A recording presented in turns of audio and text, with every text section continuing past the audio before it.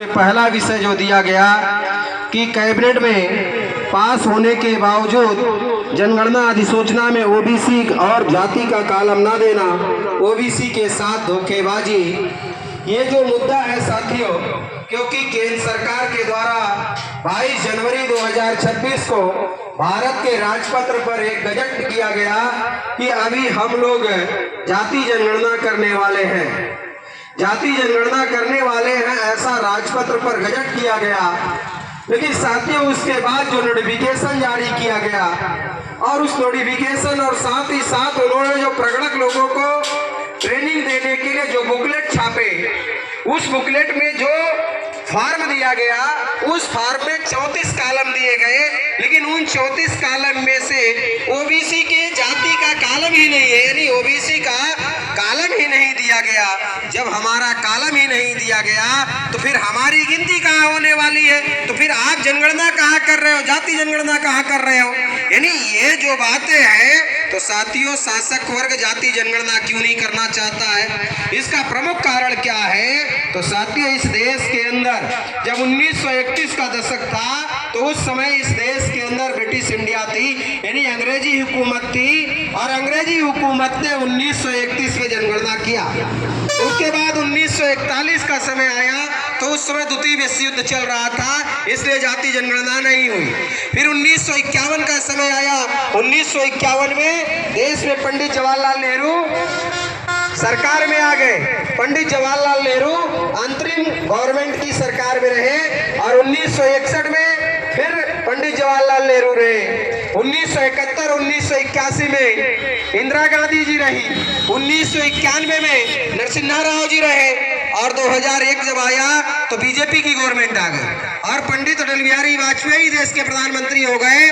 और जब 2011 आया तो पुनः कांग्रेस आ गई, और 2011 में हम लोगों ने जो इतने बड़े पैमाने पर आंदोलन चलाया और इतने बड़े पैमाने पर गांव-गांव में कार्यक्रम चलाया कि जाति जनगणना नहीं तो हमारे घर से कोई जानकारी नहीं, ऐसी जब हम लोगों ने मुहिम चलानी शुरू की तो 2011 में तत्कालीन प्रधानमंत्री माननीय मनमोहन सिंह जी ने सदन में कहा कि हम जाति जनगणना करेंगे।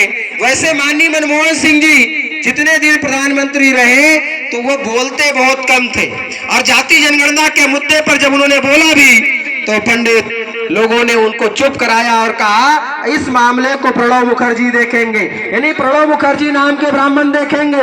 और साथियों जो ब्राह्मण है वो ओबीसी की बात कैसे करेगा?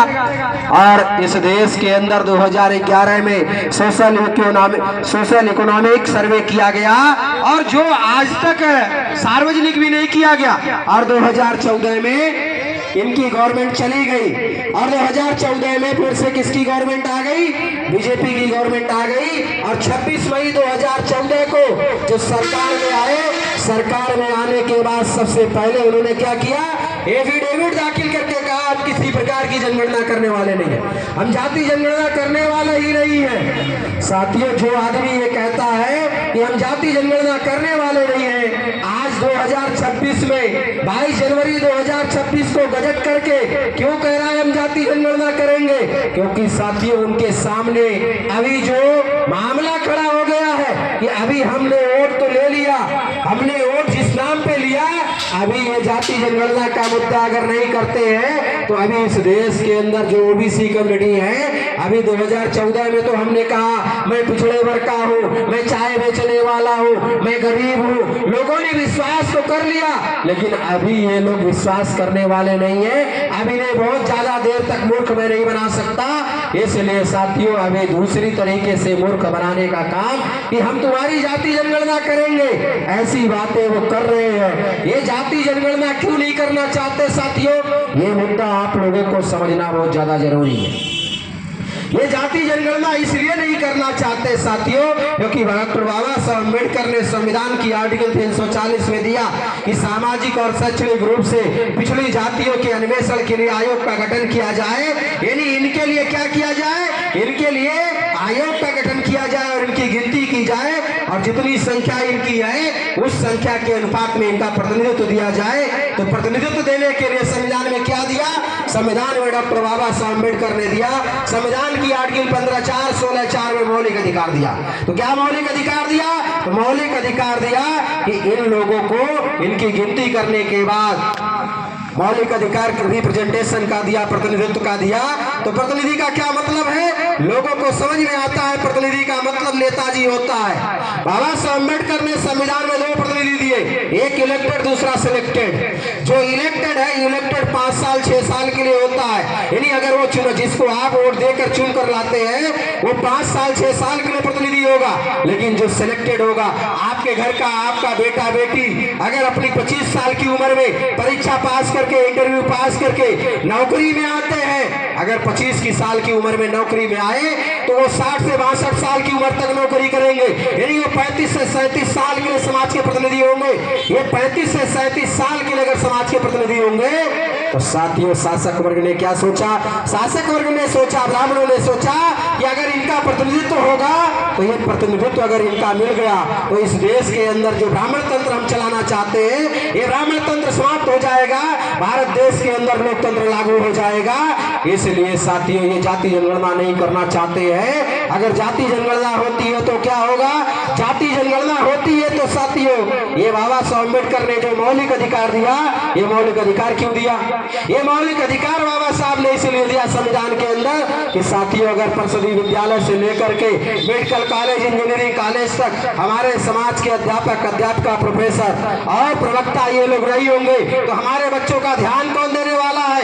ये तो चाहते हैं कि इनके बच्चे, ये निवासी बहुजन समाज के बच्चों को एजुकेशन किसी तरीके से मिलना नहीं चाहिए। इसलिए साथियों अगर हमारे लोग जो कि मेडिकल कॉलेज, इंजीनियरिंग कॉलेज में नहीं होंगे तो साथियों आज बड़े पैमाने पर हमारे समाज के बच्चे बच्चियों के साथ में वो मेडिकल कॉलेज में MBBS की पढ़ाई करने के लिए जाते हैं, वो IIT क्वालीफाई करके इंजीनियरिंग करने के लिए जाते हैं, उनके साथ जो दुर्व्यवहार किया जाता है, भेदभाव किया जाता है, जिसकी वजह से बड़े पैमाने पर लोग आत्महत्या करते हैं और अपनी अधूरी पढ़ाई छोड़कर चले आते हैं, यानी पढ़ाई को छोड़ देते हैं। साथियों इसलिए बाबा साहब ने मौलिक अधिकार दिया। साथियों इस देश के अंदर बड़े पैमाने पर SC, ST, OBC और माइनॉरिटीज के लोगों के साथ में अन्याय और अत्याचार होता है। वो अन्याय अत्याचार होने के बाद वो थाने के अंदर जाता है तो थाने के अंदर अकेला जाना पसंद नहीं करता। क्यों नहीं पसंद करता है? इस देश के अंदर संविधान लागू है लेकिन फिर भी वो अकेले संविधान क्यों नहीं जाता है थाने के अंदर? वो थाने के अंदर अकेले इसलिए नहीं जाता है, अगर अकेला गया यहाँ तो अन्याय हुआ ही है, थाने के अंदर भी मेरे साथ अन्याय हो जाएगा, इसलिए वो समाज के 10-20 लोगों को इकट्ठा करता है, 2-4 वकील लोगों को लेता है कि भाई मेरी रिपोर्ट दर्ज कराने के लिए चलो। साथियों इस देश के अंदर 76 साल हो गए संविधान को लागू हुए, 76 साल में लोगों को अपनी रिपोर्ट दर्ज कराने के लिए लोगों को लेकर जाना पड़ता है। साथियों इस देश के अंदर अगर हमारे समाज के IAS, IPS, IRS, IFS ये होंगे ही नहीं, इस देश के अंदर अगर हमारे जजेस नहीं होंगे, कमिश्नर नहीं होंगे, फिर हमारे साथ न्याय कौन करने वाला है? इसलिए बाबा साहब अम्बेडकर ने यह मौलिक अधिकार के तौर पर दिया।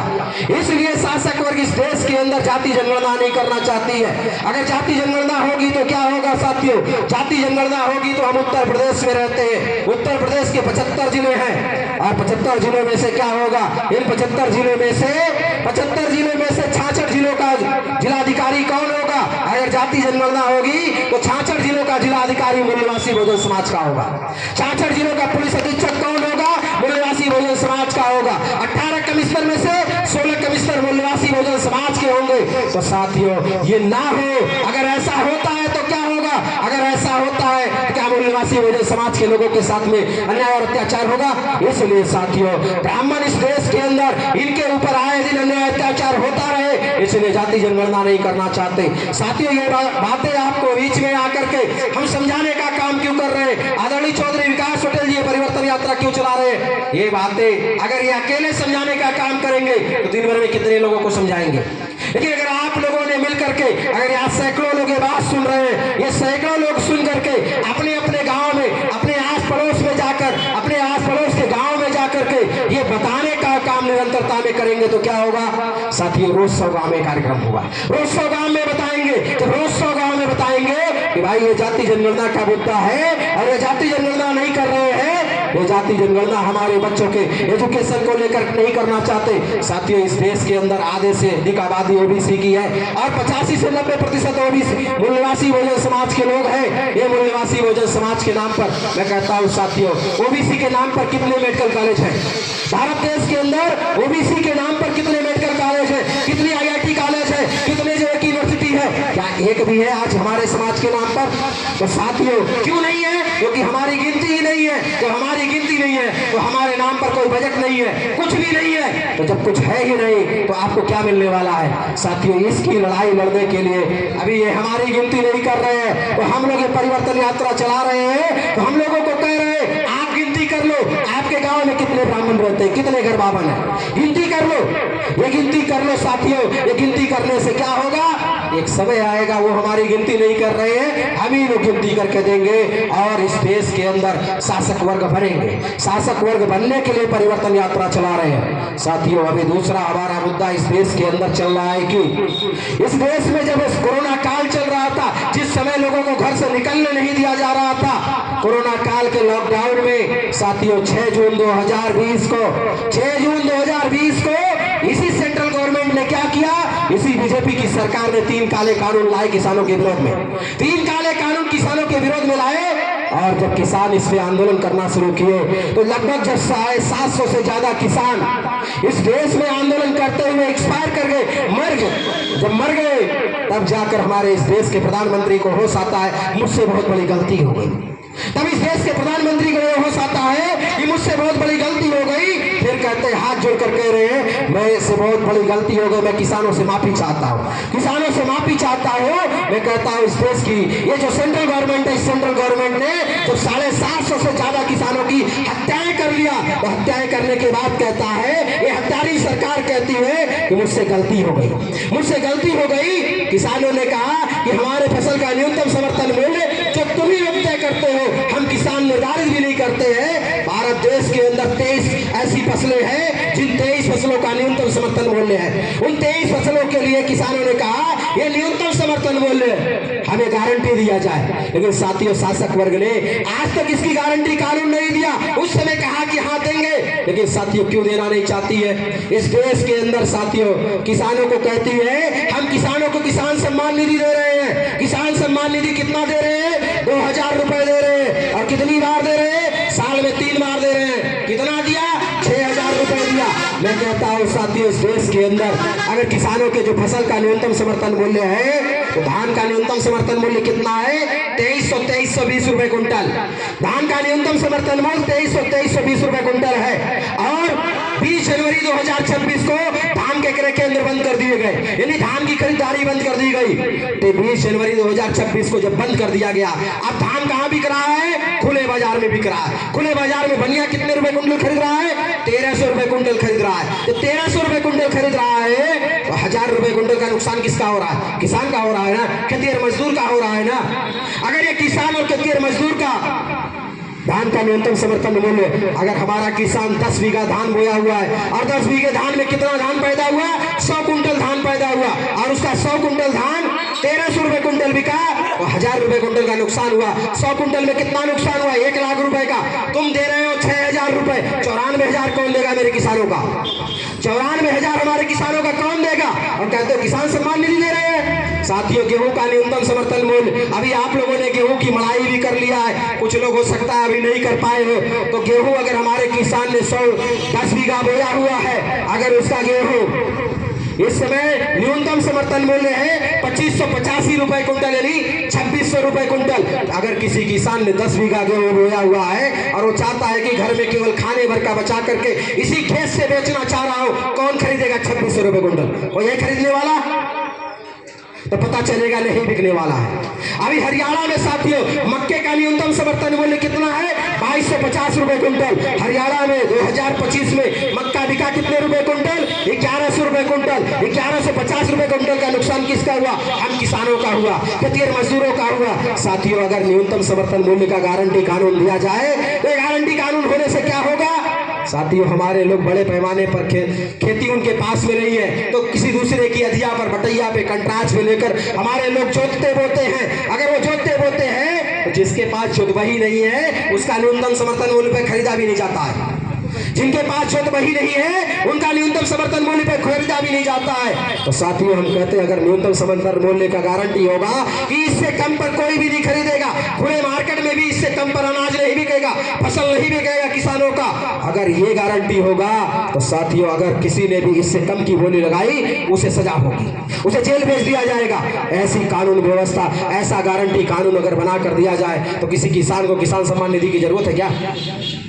कहते हैं किसानों की आमदनी 2 गुना कर देंगे, किसानों की आमदनी 2 गुना कर देंगे। अरे तुम एक न्यूनतम समर्थन मूल्य की गारंटी कानून दे नहीं पा रहे हो और किसानों की फसल का तुम 2 गुना करने की बात कर रहे हो, उनकी आमदनी 2 गुना करोगे। तो साथियों इस प्रकार से भारत देश के अंदर ये चल रहा है। इस लड़ाई को लड़ने के लिए परिवर्तन यात्रा चलाई जा रही है। इस परिवर्तन यात्रा में जितनी भी बातें हो रही है इन बातों को जाकर गांव-गांव में समझाने का काम कीजिए, गांव-गांव में जाकर इस बात को चलाइए और लोगों को तैयार कीजिए और इस आंदोलन से जोड़ने का काम करेंगे। साथियों इसी आशा और उम्मीद के साथ अपनी बात को समाप्त करता हूं। धन्यवाद साथियों, जय वनवासी। बहुत बहुत धन्यवाद माननीय धर्मेंद्र कुमार मौर्य जी, राष्ट्रीय प्रभारी राष्ट्रीय किसान मोर्चा नई दिल्ली। आपने अपनी बात रखी और हम सभी लोगों को